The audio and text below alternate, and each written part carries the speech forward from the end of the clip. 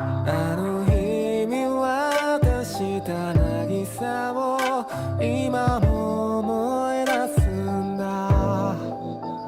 砂の上に刻んだ言葉、君の後ろ姿、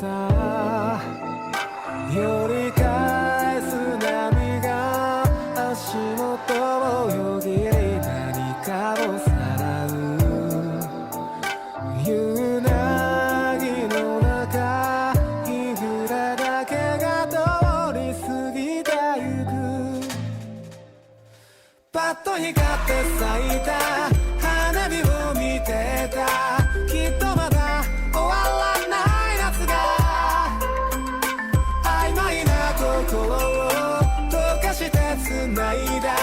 この夜がついて欲しかった。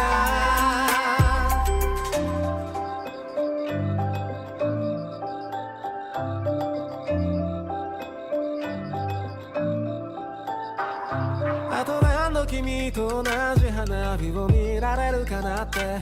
笑う顔に何ができるだろうか。傷つくことを喜ぶことを繰り返す波とちょうど焦燥最終列車の音。何度でも言葉にして君を呼ぶよ。波間を選びもう一度どうぞもう二度と悲しまずに済むように。はっと息を飲めば消えちゃいそうな光がきっとまだ胸に咲んでいた。手を伸ばせば増えたあったかい未来は密かに二人を見ていた。